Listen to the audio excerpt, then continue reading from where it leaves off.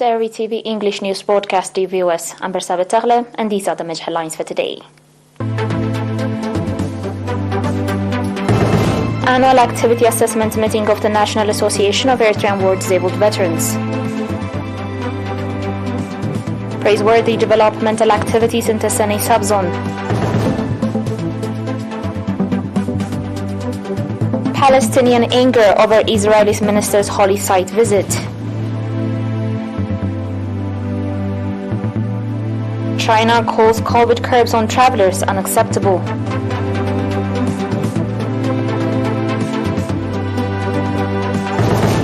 On your local news, the Central Committee of the National Association of Eritrean War Disabled Veterans conducted annual activity assessment meeting on January 3. Speaking at the event, in which heads of regional branches took part, Mr. Tesseney Mikael, Deputy Chairman and Head of Administration and Finance of the Association, said that strong effort has been exerted to improve the livelihoods of the members and called on partners to reinforce their contribution for better outcome. At the meeting, report was presented focusing on the implementation of programs in terms of strengths and challenges encountered, programs with a view to develop economic capacity of members and role of partners, as well as income generation schemes with a view to enable veterans become self-supportive and productive members of the society. Briefings were also provided regarding training programs organized to develop the overall capacity of members, as well as the situation of members that have been rehabilitated with various income generation schemes.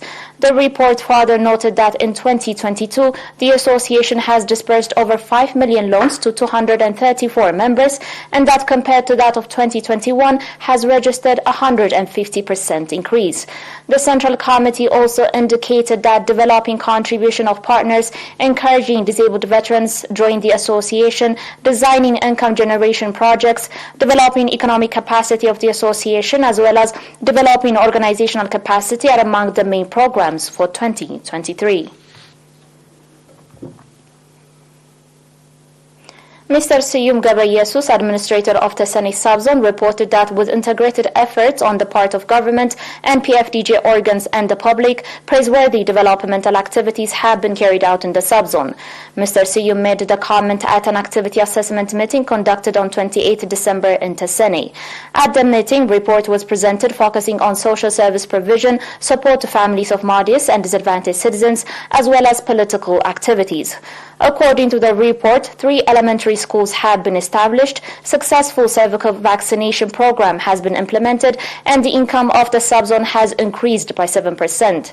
The report also noted that commendable water and soil conservation activity has been carried out, encouraging livestock health service provision has been conducted, and commendable vegetables and fruits farming have been carried out. The participants conducted extensive discussion on report presented and adopted various recommendations, including for addressing the shortcomings being observed in social service provision, support of agricultural machineries, construction of micro dams, among others. In his conclusion remarks, Mr. Siyum Gabayesus said that collecting government taxes, community-based greening campaign, and environmental sanitation activities, as well as ensuring the return of loans that have been disbursed by the microcredit and saving program, are among the activities for 2023.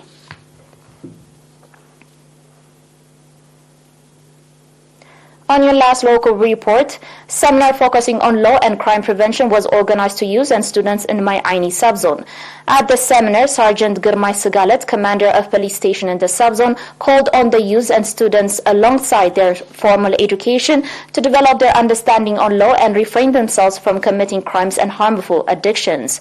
Explaining the mission and objective of the police force, Sergeant Girmay said that controlling crimes and petty offenses is not to be left to the police only, and called on the public to strengthen participation in exposing criminals and bringing them to justice.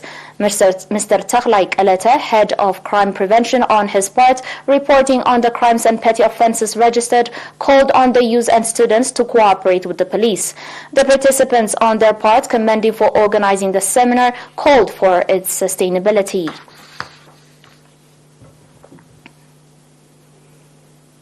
Following will be international news, dear viewers, after the short break.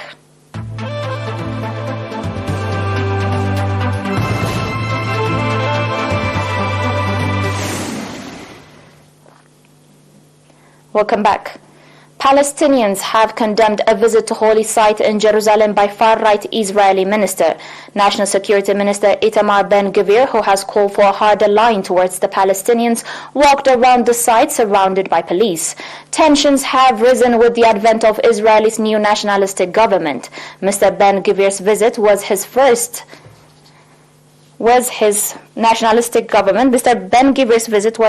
public act since the government was sworn in 5 days ago.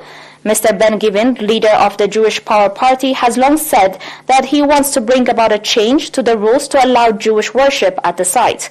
Following the 15 minutes walk around, the Palestinian Foreign Ministry denounced what it described as the storming of Al-Aqsa Mosque by the extremist minister Mr. Ben-Gvir, which views it as unprecedented provocation and a dangerous escalation of the conflict. A visit to the site in 2000 by Israeli right-winger Ariel Sharon infuriated Palestinians. Violence which followed escalated into the second Palestinian uprising or the Intifada.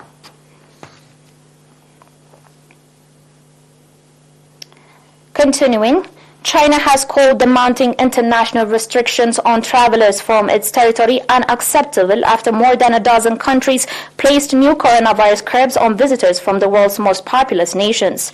The United States, Canada, and Japan are among countries insisting all travelers from China provide negative COVID-19 tests before arrival.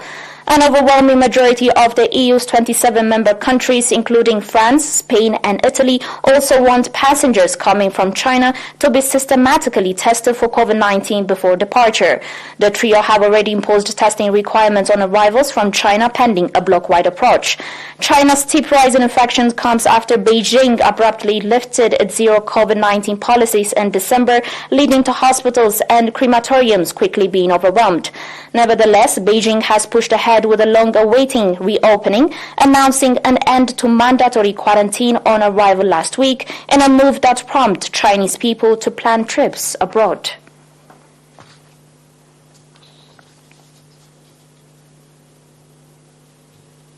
On your last report, temperatures for January have reached an all-time high in a number of nations across Europe. National records have fallen in 8 countries and regional records in another 3. Just days earlier, the UK, Ireland, France and Spain declared 2022 their hottest year on record. But on the European side of the Atlantic, the weather has been balmy for many places at the start of the year. Temperatures in the Netherlands, Liechtenstein, Lithuania, Latvia, Czech Republic, Poland, Denmark and Belarus broke national records. Station records were broken in Germany, France and Ukraine. Records are broken at all times, but it is unusual for the difference to be more than a few tenths of a degree. It's not all warm in Europe though. Colder temperatures and snow are forecast in parts of Scandinavia, and Moscow is expected to drop to minus 20 degrees by the weekend. Heat waves have become more frequent, more intense and last longer because of human-induced climate change.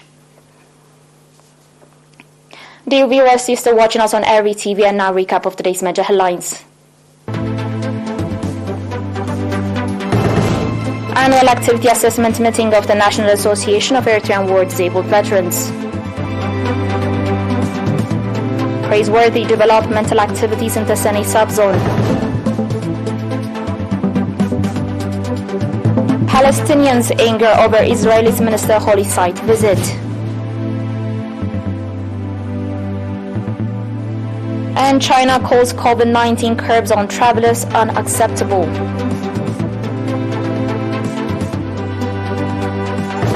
Dear viewers, that was it for today. Thanks for watching.